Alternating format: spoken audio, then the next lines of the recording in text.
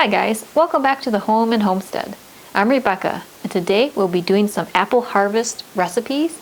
We'll be doing a crock pot cooking where we make an apple cranberry pork roast.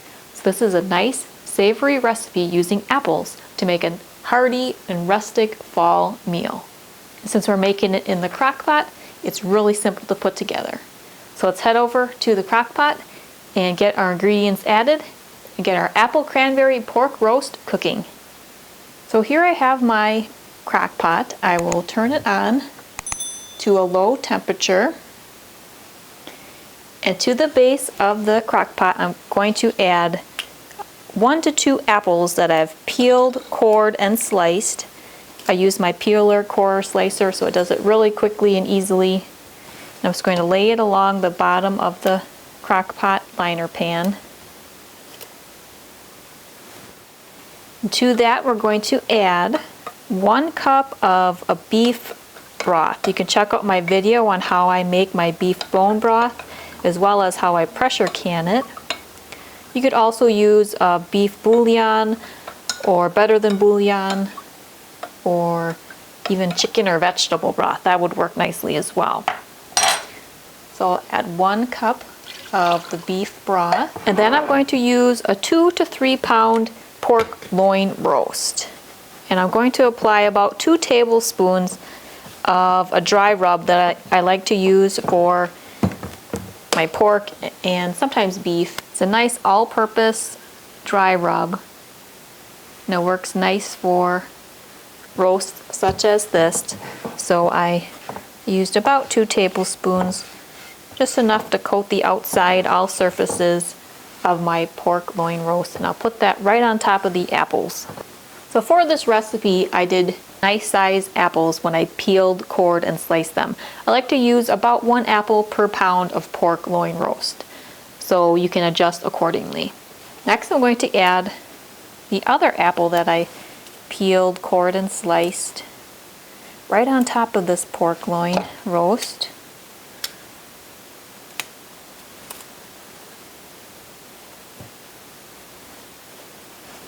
And finally, I'll add 1 cup of whole fresh cranberries. If you don't have fresh cranberries, you could use about a 1/2 cup of canned whole cranberries. Now I'm just going to put the lid on, and I'll cook this pork roast for between 4 to 6 hours. I start at 4.5 hours on low temperature setting.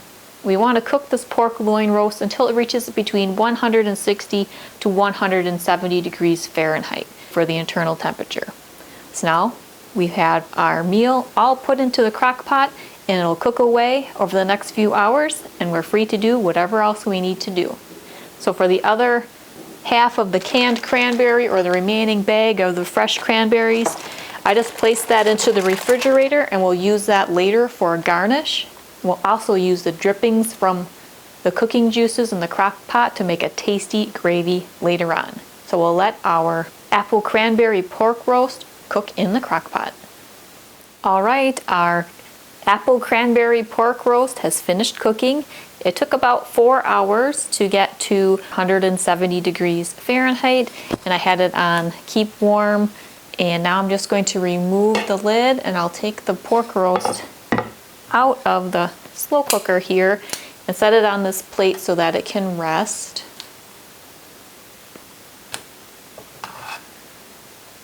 There we go. And all these apples and the nice juices here from cooking, and make a gravy out of that. So we'll head over to the cooktop and make some nice gravy. Alright, so we're over at the cooktop, and in the saucepan here I transferred all the cooking juices and the remaining apples and cranberries from when we prepared the pork roast. So now what I'm going to do is take my immersion blender and just puree all of the apples and cranberries here.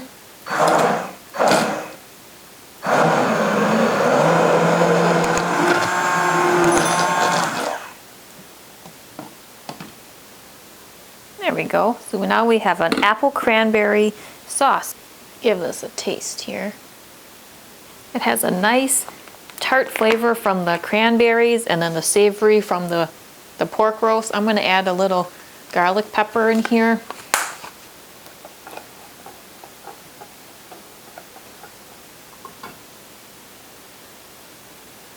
That's what it needed, a little bit more salt and pepper, just to give it a little more of a savory twist. Now that it's starting to slightly come to a simmer, I created a cornstarch slurry. So I just did a few tablespoons of water and cornstarch and mixed it till it's nice and combined. I'll add this in to our sauce, and this will help the sauce thicken up to be a nice gravy. So I have an apple cranberry pork gravy. Once this comes up to a simmer, it will thicken up. So we'll let this cook and thicken up for us. Then we can have a final look at our apple cranberry pork roast. All right, here is our apple cranberry pork roast that we prepared in our slow cooker.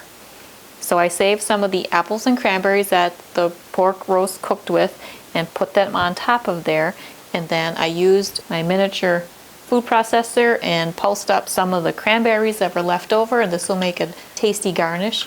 And then here is our gravy that was created from the cooking drippings, some apples and cranberries, and by using an immersion blender and seasoning the gravy to taste with some salt and pepper or garlic pepper like I did, I created a really delicious apple cranberry sauce or gravy to go over the top.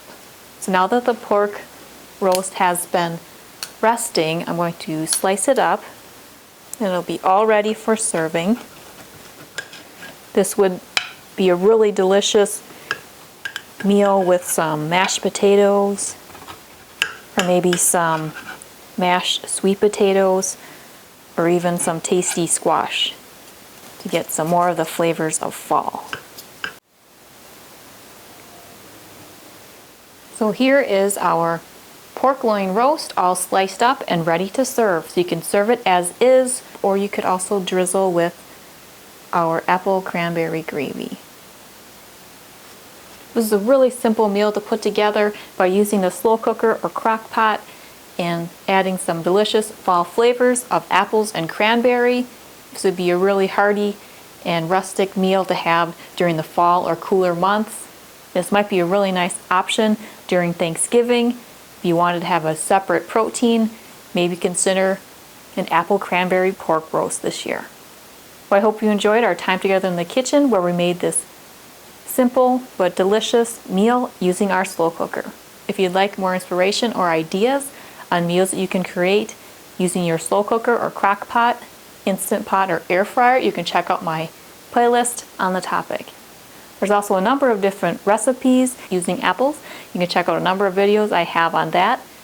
Well, if you're new to the channel or haven't done so yet, I'd really appreciate you subscribing. And if you enjoyed this or any other videos, please give them a thumbs up. Well, I hope you're having a wonderful day and a fantastic fall. See you next time. Take care.